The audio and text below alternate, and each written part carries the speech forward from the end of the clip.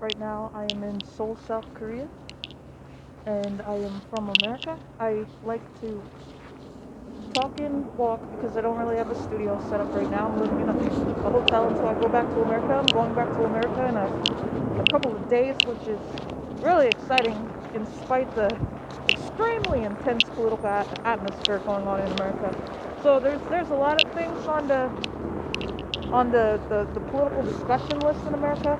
One of those things is defund the police, which I agree with Barack Obama, who says he doesn't think defund the police is the best slogan for the situation at hand, because a lot of people don't understand it, and they hear like an they hear like abolishment, they hear like completely abolish the police, they hear like and they hear antagonism towards the police, which um, creates a lot of tension and division.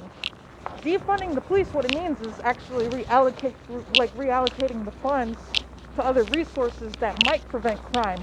Like in most states, the police fund actually has the biggest budget by a lot, like 10 times more than other things like education, homeless shelters, and so one of the things is like, well, what creates crime? Maybe we should put more resources into the prevention of crime, right? Because the best cure is prevention, right? It's really hard to cure AIDS.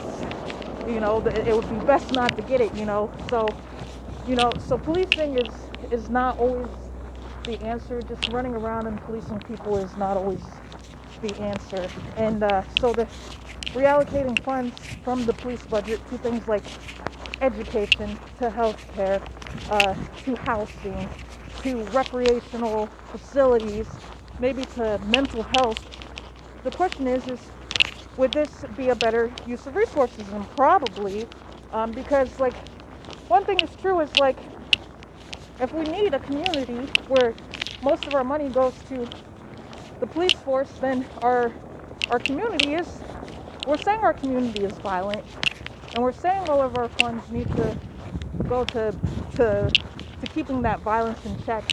And I think nobody, not even cops, want to live in a violent world. So I think like yes, we could consider ways to improve our communities and to prevent violence from ever happening. I think like nobody wants to be a criminal. I think criminals are made. I think criminals come from broken homes. I think that America has a lot of problems systemically, and one of the biggest problems is the erosion of family. Family is almost completely non-existent in America anymore. I believe like over 40% of kids grow up in one-parent households, and that means that they're growing up in poverty. That means they're growing up without a mother or a father figure, because if they're living in a single mother home, the chances are the mother's working two jobs and she's not around to influence them. So when it says that they're living in uh, a one parent home, it really means a no parent home, because the other parent has to work multiple jobs just to keep food on the table.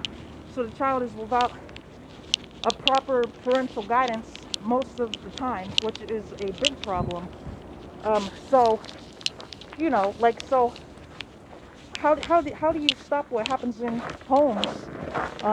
Well, I guess that would be stuff like community centers. You would have places for people to talk about what's happening with them in their lives, and you would maybe more free counseling programs and stuff like that, where people could get the help they need or the education they need. So there are a lot of problems, and to pretend like there's not a tremendous amount of problems in America when they are, it would be ridiculous. There are tons of problems in America, and so when Black Lives Matter is saying defund the police, they're not saying get rid of the police. Obviously, America needs police. Like, I would like to stress America needs police, because Americans are crazy. As much as everyone likes to scream in the news about how the police are this and that, I need to remind America that we have mass shootings all the time, that Americans are a heavily armed nation, and and a lot of people are on drugs in America. So we need the police, because Americans can be completely out of control, and we could easily switching to a country like Somalia that is overrun by gangs. Like the Bloods and the Crips are very real, and without the police, a gang force could take over, and we could suddenly be in a state like a situation like Somalia, where gangs are the new systems of power. You know, it's our democracy and our government isn't perfect, but it's pretty good. If we raise our voice, if we take enough votes, if we demand change, change happens. Like we've seen black rights improve. We've seen gay marriages be legalized. Like it used to be that black and whites couldn't get married. Now they can. It used to be that two women couldn't get married, two men couldn't get married. Now they can. And even I am not for the criminalization of drugs, but even Oregon decriminalized all drugs, which I think is an awful idea. But we've seen that if you work enough, change can happen in America.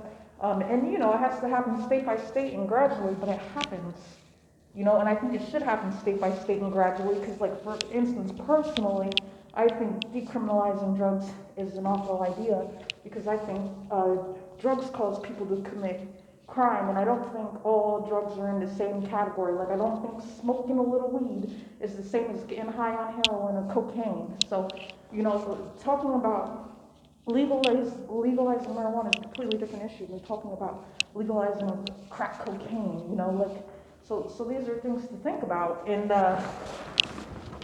but yeah, anyway, so we need the police. We need the police because Americans are a heavily drug addicted country, and it's a heavily armed country, and Americans don't always use their ration, and they have a lot of hate in their hearts. So we need the police. The police are essential, but what defunding the police means is, can we possibly use some of the funds that we give to the police force to assist other aspects of society? And I think that's a valid conversation to have, and that's a good conversation to have. Anyways, I hope you get my point. I am logging out.